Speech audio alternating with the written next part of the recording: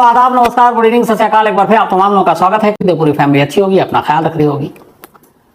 आज की कहानी एक ऐसी बैंक रॉबरी की कहानी है जिसमें चोरों ने यह नहीं सोचा था कि चोरी करेंगे कैसे। ये तो उनकी प्लानिंग का शुरुआती हिस्सा था। उन्होंने अपना ज्यादातर वक्त और दिमाग ये लगाया कि इस चोरी के बाद जो बैंक से पैसे लूटे जाएंगे, उन पैसों को कब, कैसे, कितने वक्त बाद, कहां कहां खर्च करना है, ये सोचना है। क्योंकि उन्हें डर था कि अगर बैंक रॉबरी के बाद उन्होंने पैसों को यूं लापरवाही अंदाज में, लापरवाह तरीके से इधर उधर खर्च करना शुरू किया तो फिर बहुत जल्दी पकड़े जाएंगे। तो आमतौर पर चोर जो है वो बैंक रॉबरी की प्लानिंग करते हैं, कैसे फुल प्रूफ चोरी होगी। लेकिन यहाँ इस बैंक रॉबरी की कहानी उल्टी थी। यहाँ ये थी, इसका मतलब ये कि चोर 100% श्योर थे कि चोरी तो बहुत आसानी से कर लेंगे, लेकिन उसके बाद मुश्किलें आएंगी। उसके बाद अपने आप को कानून से, पुलिस से छुपाना है और उन पैसों को, जो कि बेइंतहा पैसे हैं, उसे इस तरीके से खर्च करना है कि किसी को भनक तक ना लगे।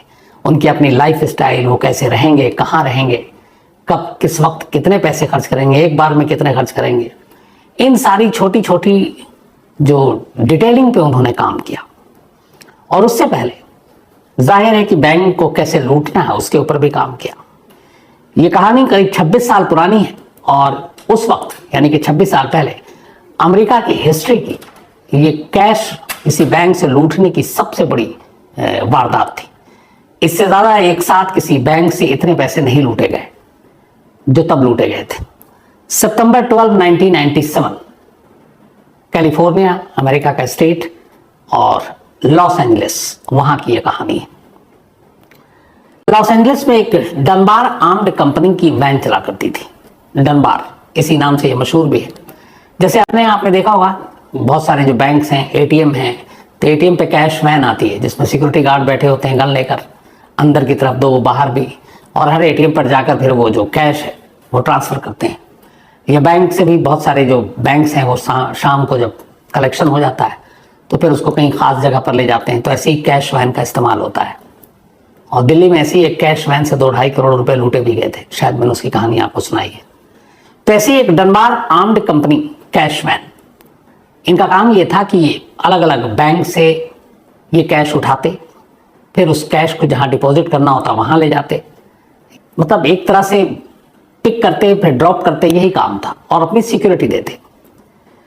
लॉस एंजलिस में इसी डनबार कंपनी कैश वैन का एक दफ्तर था। उस दफ्तर क्या, एक सिंगल फ्लोर एक बिल्डिंग थी। तो वहां पे जब भी किसी बड़ी जगह से बड़े कैश आते तो वैन में आते और उसके बाद उस दफ्तर के अंदर वो ट्रांसफर होते, फिर वहां से किसी और जरिए से वो पैसे जाते, अलग अलग बैग में पैसे होते थे। तो कुल मिलाकर एक हॉर था एक तरह का। एक जगह से पैसे लाने हैं कैश वैन में, फिर यहां से ट्रांसफर करना है, फिर यहां से आगे जाना है। तो ये डनबार आर्म्ड कंपनी थी जो कैश वैन और ये अपने बख्तरबंद गाड़ियां इनकी थी वो जो सप्लाई करती थी। तो इसी कंपनी में और इसी बिल्डिंग में लॉस एंजलिस के एक शख्स काम करता था जिसका नाम था एलन पेस। एलन पेस यहाँ काफी वक्त से काम कर रहा था और वो यहाँ का रीजनल सेफ्टी इंस्पेक्टर था इस बिल्डिंग का। तो यहाँ की गाड़ियों की देखभाल, गाड़ियां ठीक है, कहीं कोई हादसा ना हो जाए इसके साथ, कोई रास्ते में रोक कर इसे लूट न ले, उसकी सेफ्टी, सिक्योरिटी, और इस बिल्डिंग की सेफ्टी सिक्योरिटी की पूरी जिम्मेदारी जो थी एलन पेस की थी, क्योंकि वो रीजनल सेफ्टी इंस्पेक्टर था यहाँ पे। उसने काफी लंबे वक्त तक इस जगह पे काम किया। फिर एक रोज उसे ख्याल आया, वो लगातार देखता था कि यहाँ पे बहुत सारे कैश आते थे। उसने बहुत ही बारीकी से एक एक चीज को नोटिस किया। तब तक उसके दिमाग में कोई बुरा ख्याल नहीं था, पर उसे मालूम था कब कैश वैन आती है, यहाँ से कैसे फिर उसको अनलोड किया जाता है, फिर वो बैग कहाँ रखाए जाते हैं, किस बैग में कितने के नोट्स होते हैं, छोटे नोट, बड़े नोट, उसके लिए अलग अलग बैग होते हैं, उसके मार्क अलग होते हैं, कितनी देर तक रखा जाता है, फिर कैसे ट्रांसफर होता है, फिर यहाँ से आगे कैसे जाता है, वहां से पीछे से कैसे लाया जाता है, कहाँ कहाँ पे कैमरे हैं, कहाँ कहाँ पे गार्ड है। मतलब पूरा फुल जो मैप से लेके एक एक चीज, छोटी से छोटी चीज एलन पेस ने अपने दिमाग में बिठा रखा था। और तभी उसे ख्याल आया कि उसे इस बिल्डिंग के बारे में इतनी जानकारी है कि वो बड़ी आसानी से यहाँ कभी भी सेंध लगा सकता है। लेकिन ये उसके अकेले के बलबूते की बात नहीं थी। धीरे धीरे उसने पहले अब अपने आप काम करना शुरू किया। उसने देखना शुरू किया कि यहाँ से कब, कितने बजे सबसे आसानी से पैसे चुराए जा सकते हैं, सबसे ज्यादा कैश किस वक्त होता है, किस बैग में होता है, वो बैग कहाँ रखा होता है, उस कैश के वक्त दिन में, सुबह, दोपहर, शाम, रात कितने गार्ड होते हैं, कितने स्टाफ होते हैं, कैफेटेरिया में कितने लोग होते हैं, गेट पे कितने होते हैं, गाड़ियां कितनी होती हैं, ये सारी चीजें उसने एक एक बारीकी के साथ नोट किया। फिर उसे लगा कि यहाँ पे लूट की जा सकती है, लेकिन अकेले नहीं। अब उसने सेकंड फेज अपनी साजिश का वो शुरू किया। उसने अपने बचपन के 5 दोस्तों को चुना जो अलग अलग शहरों में थे, अमेरिका में ही, और उनके साथ ये सब अलग अलग हो चुके थे, अलग अलग सब अपनी जिंदगी काट रहे हैं, लेकिन एक दूसरे के कांटेक्ट में थे। तो इसने अपने उन 5 दोस्तों को चुना जिन्हें पैसों की भी जरूरत थी, कुछ के ऊपर कर्ज भी था। तो उसे लगा ये दोस्त सबसे ज्यादा कारगर होंगे, और 5 दोस्तों को लॉस एंजलिस बुलाया, उनके साथ एक मीटिंग की और पहली बार उन्हें अपना प्लान बताया। उसने कहा कि डनबार आर्म्स कैश वैन की जो बिल्डिंग है, जो उनका हेडक्वार्टर है, वहां पे एक वक्त में करोड़ों रुपए होते हैं, अरबों रुपए बल्कि कैश, तो उन्हें लूटना है। तो अब ये हुआ कि कैसे, एक तो आम लोगों की एंट्री नहीं है। तो उसने कहा कि पहला यही है कि तुम 5 को वहां पे नौकरी पर रखो। चूंकि ये रीजनल सेफ्टी इंस्पेक्टर था तो ठीक ठाक पोस्ट, तो उसने कहा मैं तुम्हारे लिए जगह बनाऊंगा। फिर धीरे धीरे करके उसने एक साथ नहीं, अलग अलग 5 दोस्तों को उसी बिल्डिंग में नौकरी पर रखवा दिया। अब वो 5 और एलन पेस 6 अब ये एक साथ उस जगह पे काम करने लगे। अब इसके बाद धीरे धीरे इन्होंने सारी चीजें, सारी रैकी की, हर फ्लोर के ब्लूप्रिंट्स, कैमरा कहाँ पर इंस्टॉल है, कहाँ क्या है, कितने गार्ड हैं, 5 को एक एक चीज बताना शुरू किया। धीरे धीरे अब 5 भी सारी चीजें जान गए। अब उसके बाद ये था कि किस दिन वीकेंड पे, वीकडे पे सबसे ज्यादा कैश कब होता है, तो उसका इंतजार, उसके बारे में पूरी रिसर्च। तो ये सब करते करते आखिर में ये एक चीज और भी थी कि पहले से तय नहीं था कि किस दिन हम बैंक को लूटेंगे, जिस बिल्डिंग में रखे हुए पैसों को, वो उसी दिन होगा जिस दिन बहुत ज्यादा कैश होंगे। तो कोई प्लानिंग नहीं तारीख की। अचानक फिर वही 12 सितंबर 1997 की तारीख थी, और उसी दिन में, मतलब 11 सितंबर के दिन में बल्कि, एलन पेस को इस कंपनी ने नौकरी से बोला कि अब आप निकल जाइए, आपको हमारी जरूरत, आप हमारी नहीं है आपको। उसकी वजह ये थी कि जो ये वैन थे, कैश वैन, इसके साथ कुछ छेड़छाड़ करने का इल्जाम था। कुछ लोगों ने देखा कुछ कि एलन पेस उस कैश वैन के गाड़ियों के साथ कुछ छेड़छाड़ कर रहा है, तो ये एक सिक्योरिटी ब्रीच था। तो इसलिए कंपनी ने उसे बुलाकर कहा कि अब आपकी जरूरत नहीं है, आप लोग, मतलब आप जा सकते हो। अब एलन पेस को उसी दिन ये नोटिस थमा दिया गया, अब कल से उसे आना नहीं है। एलन पेस वहां से निकलता है, अपने घर जाता है। इसके बाद 5 दोस्त शाम को बाकी लौटते हैं, रात को सब मिलते हैं। उसके बाद वहीं एलए में एक जगह, एक पार्टी में पहुंचते हैं, वहां ड्रिंक करते हैं। काफी भीड़ थी लोगों की, फ्राइडे नाइट, तो फ्राइडे नाइट को जनरली भीड़ ज्यादा होती है क्योंकि वीकेंड शुरू हो गया। पार्टी करने के बाद अब ये तय करते हैं कि चलो वापस चलता है उसी जगह पर। इसके बाद ये लोग रात करीब 12 बजे वापस उसी कैशमैन की बिल्डिंग में आते हैं। क्योंकि 5 अभी नौकरी पर थे, एलन पेस को उसी दिन कहा गया था, सारे स्टाफ से दोस्ती थी, तो ऐसा नहीं था कि उसके आने पर रोक टोक है। वो आया वहां पर, और ये लोग सीधे पार्टी से आए थे। टाइमिंग ऐसा चुना कि एक शिफ्ट खत्म हुआ और दूसरा शिफ्ट वाले गार्ड अब वहां पर आए, तो करीब 1 बजे गार्ड चेंज होते थे। ये लोग 12 बजे पहुंचे।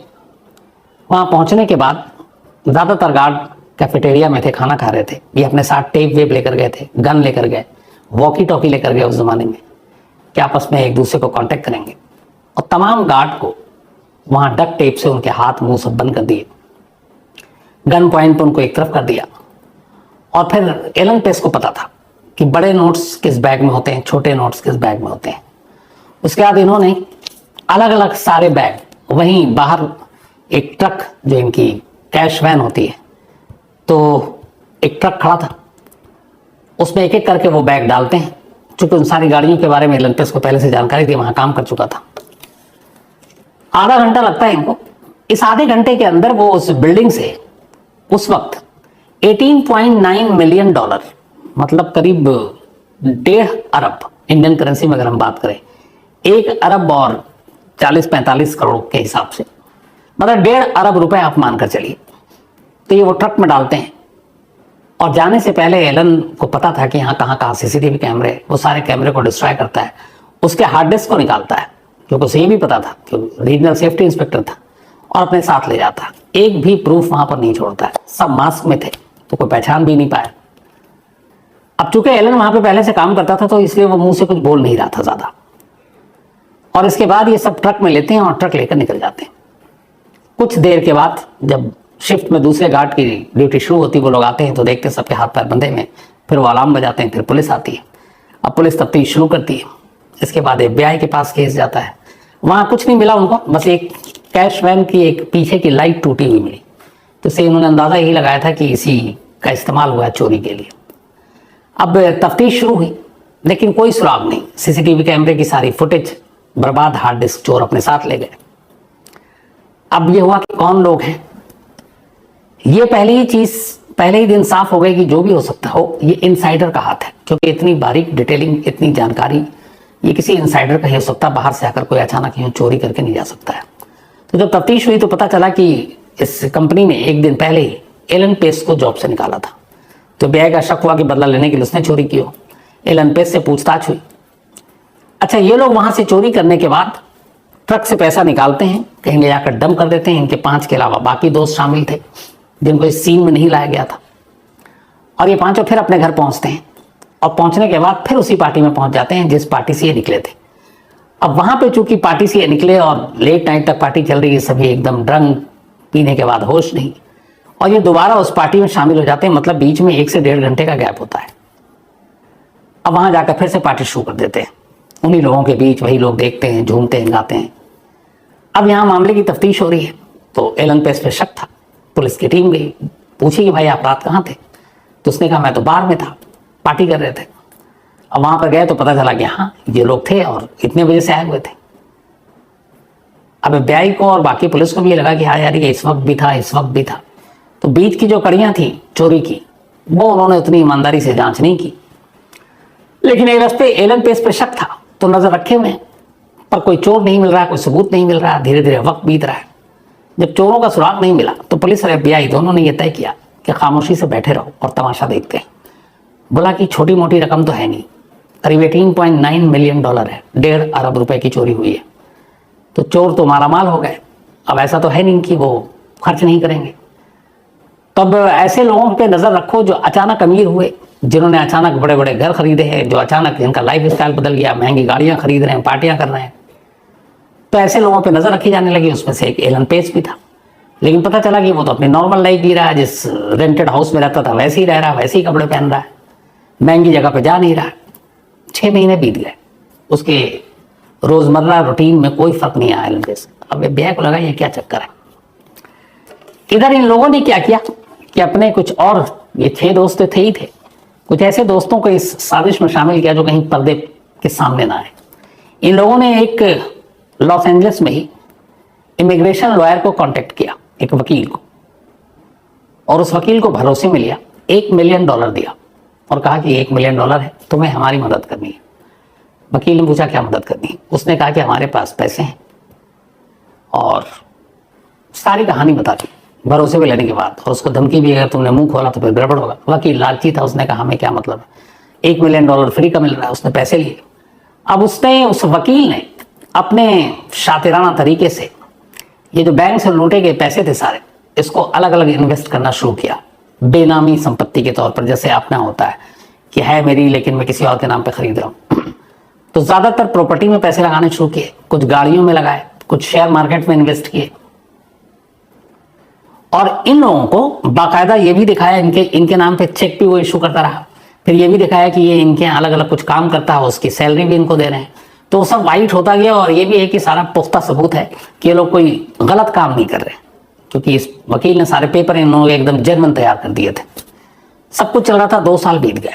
2 साल में इन लोगों ने खूब ऐश किए और इनके कुछ बर्ताव में चेंज नहीं आया। FBI तलाश करती रही, कोई सुराग नहीं मिला। 2 साल बाद एलन पेस के इन 5 साथियों में से एक की एक छोटी सी गलती ने भांडा फोड़ दिया। हुआ यूं कि पूरी प्लानिंग थी कि पैसे खर्च कैसे करने हैं, इस पे ज्यादा ध्यान देना है। ये लोग वकील के थ्रू और बेनामी दूसरों के, रिश्तेदारों के, दोस्तों के नाम पे प्रॉपर्टी ले रहे थे।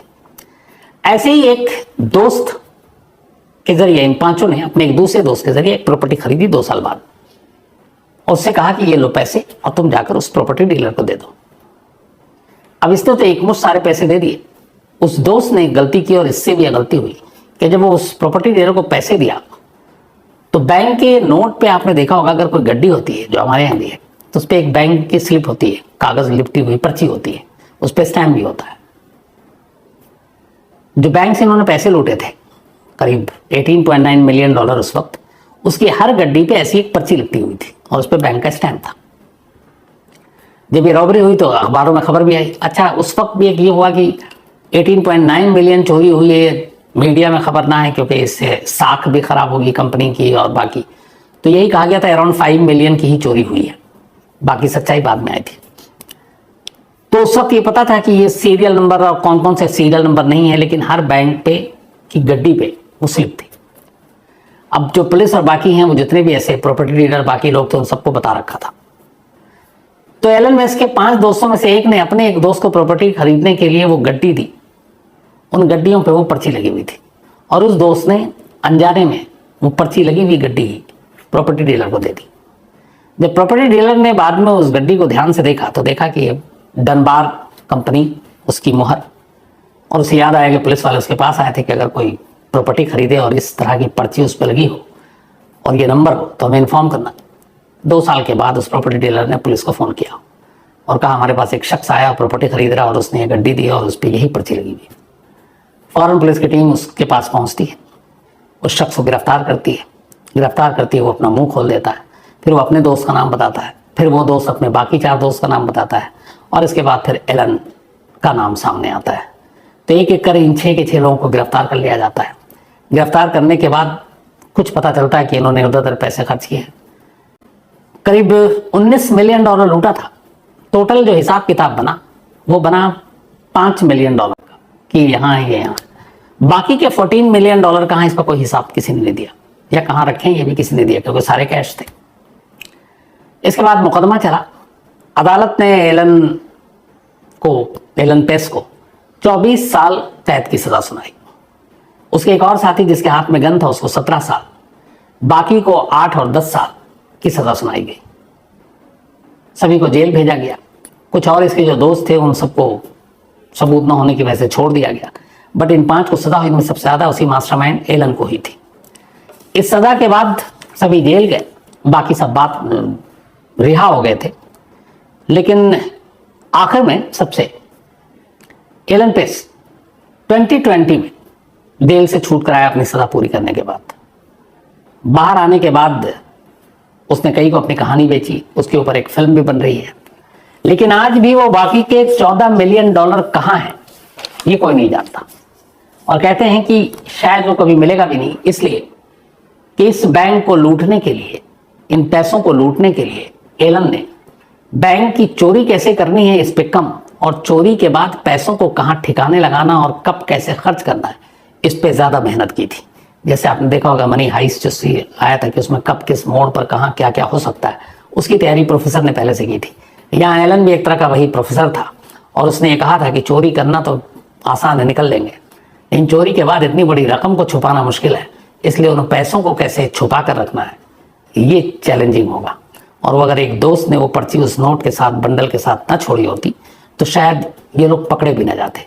लेकिन आज भी FBI के लिए एक चैलेंज है कि बाकी की इस जो बैंक रॉबरी की $14 मिलियन उसका पता लगाए। हालांकि अब करीब 26 साल हो गए, लेकिन आज भी उसका कोई सुराग नहीं मिला। तो ये थी कहानी अमेरिका के उस बैंक रॉबरी की जो कैश के मामले में अमेरिकी हिस्ट्री की सबसे बड़ी चोरी थी।